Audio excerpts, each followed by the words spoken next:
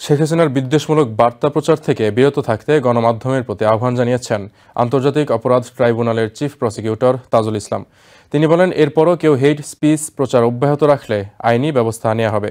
এদিকে গণঅভ্যুত্থানে সংঘটিত মানবতা বিরোধী অপরাধের বিচারের ক্ষমতা আন্তর্জাতিক অপরাধ ট্রাইব্যুনালের নেই, এমন চ্যালেঞ্জ করে করা আবেদন খারিজ করে দেওয়া হয়েছে। বিগত শেখ হাসিনা সরকারের বিরুদ্ধে যত অভিযোগ ছিল তার মধ্যে অন্যতম গুমের অভিযোগে এরই মধ্যে আন্তর্জাতিক অপরাধ ট্রাইব্যুনালে আইন শৃঙ্খলা বাহিনীর উচ্চপদস্থ বেশ কয়েকজন কর্মকর্তার বিরুদ্ধে মামলা চলছে, যার মধ্যে অন্যতম এনটিএমসির সাবেক মহাপরিচালক জিয়াউল আহসান। বুধবার জিয়াউল আহসানকে অভিযোগ থেকে অব্যাহতি ও ট্রাইব্যুনাল গঠন এবং এখতিয়ারের বৈধতা চ্যালেঞ্জ করে আবেদন করেন জিয়াউল হকের আইনজীবীরা। শুনানি শেষে বেশ কিছু পর্যবেক্ষণ সহ আবেদন খারিজ করে দেয় আদালত। তো আমরা আমাদের আর্গুমেন্ট রেখেছিলাম, কোর্ট আজকে তাদের এই পিটিশনটা সামারিলি রিজেক্ট করেছেন, খারিজ করে দিয়েছেন। আদালত জানায়, গুমের বিচার করার এখতিয়ার ট্রাইব্যুনালের আছে।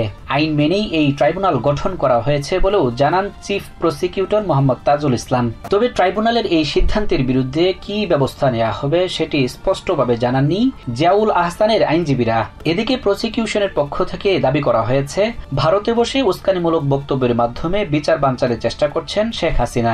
শেখ হাসিনার হেইট স্পিচ প্রচার অব্যাহত রাখলে গণমাধ্যমের বিরুদ্ধে আইনি ব্যবস্থা নেওয়া হবে বলেও হুঁশিয়ারি দেন চিফ প্রসিকিউটর। আমাদের যে আদেশটা আছে যে এরকম যে যেন কেউ না করেন, এবং করলে তাকে তো আদালতের একটা আদেশ আছে, তো আদেশের ভিত্তিতে যদি না করে তখন আমরা দেখব, যদি অফেন্স হয় তখন আমরা তো ব্যবস্থা নিতে যাব।